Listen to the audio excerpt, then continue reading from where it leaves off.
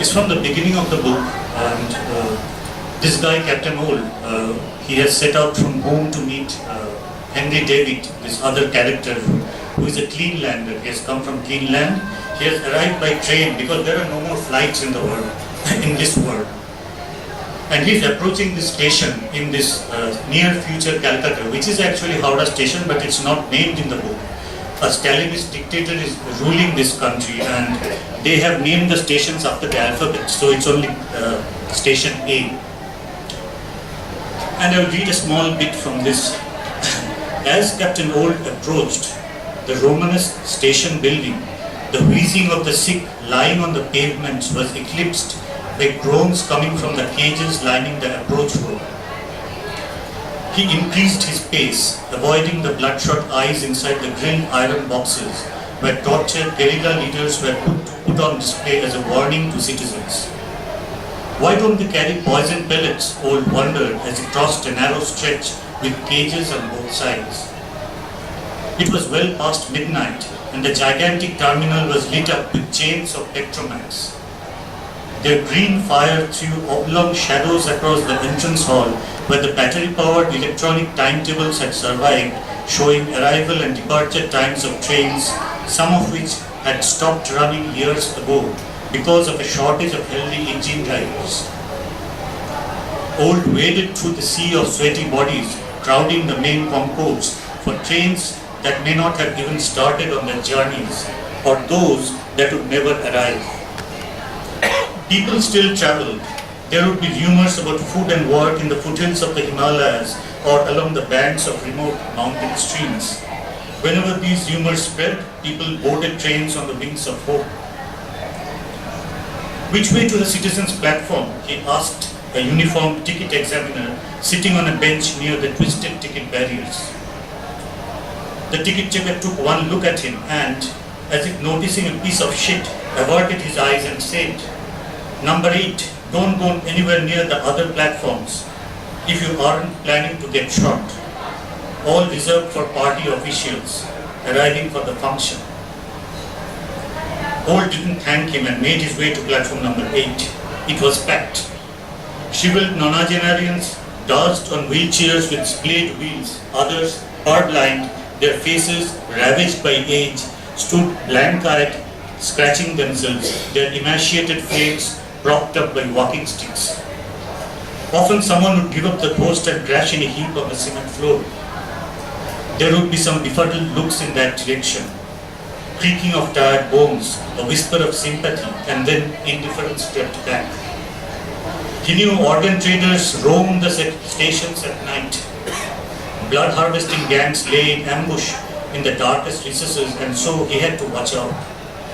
The black market for young blood had also grown by leaps and bounds, operating right under the nose of the protectors. This made it particularly risky for anyone to bring their children out after dark. There was a Wheeler bookstall which had been looted for the paper, and it stood forlorn in a corner, dusty and forgotten. The barmatic panels had long disappeared, but the wooden frame boards had remained intact. Classics make the best fire, a neighbor had told him back when hostilities had begun. In this matter too, our Soviet friends did better than the Yankees. You can cook a square meal on the file-lit pages of a Bulgakov or a Zamyatin, but even a full blaze of the leaves of grass won't boil your corn broth. He remembered his neighbor's words as he pulled himself up and sat on top of what used to be display cases for books. Pushing himself back, he leaned against the frame. He was still raw from the fight. He massaged his ribs gently, hoping nothing was broken. The familiar smell of books still lingered here as if locked in a time capsule.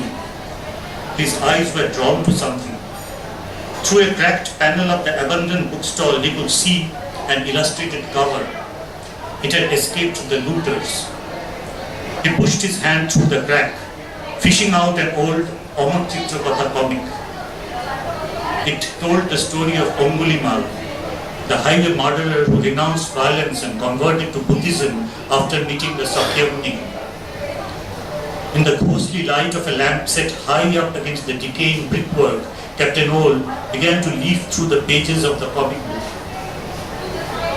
Evil Angulimal had just spotted the Buddha and was planning to make mincemeat out of him when the toot-toot of a steam train could be heard in the distance. The decrepit mass of humanity stirred, gathered their sagging energies and plodded along to the edge of the platform. Behind them they left forgotten bags and walking sticks, empty ivy pouches and puddles of poop which Old carefully avoided as a Canadian engine hauling 26 rusty coaches chugged into the station.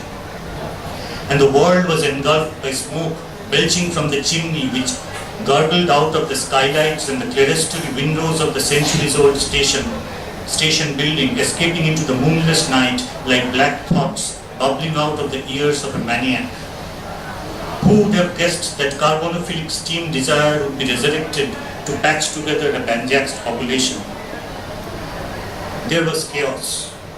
The hordes lunged at the metal doors of the passing carriages which were secured to ward of bandits that would waylay trains and went on rampages, killing passengers, robbing them of whatever food or rags of clothing they possessed.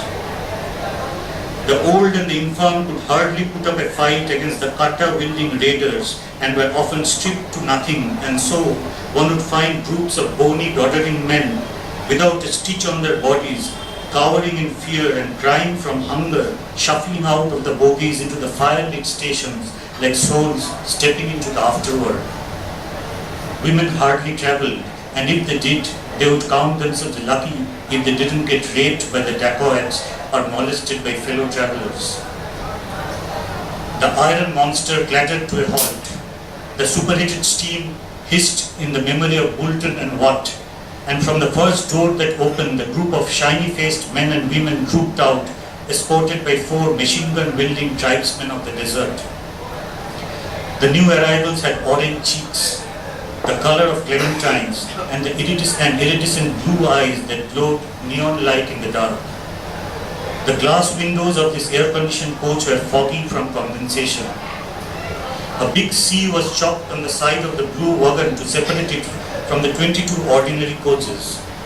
The shiny-faced Greenlanders emerged from the designated coach, fell into a single line, and swiftly marched towards the exit, their way cleared by the tribal guards, pointing machine guns at the waiting passengers. Old noted with relish that someone had scrawled the letters UNTS after the C on this particular coach.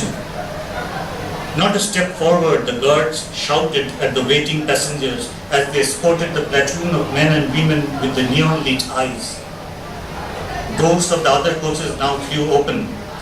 People streamed out, pushing and jostling with those trying to board at the same time, and fights broke out, verbal duels degenerating into fist fights and lathi blows. Skulls cracked, bones splintered, and the wailing of the injured rose above the general bedlam that pervaded Station A through the night.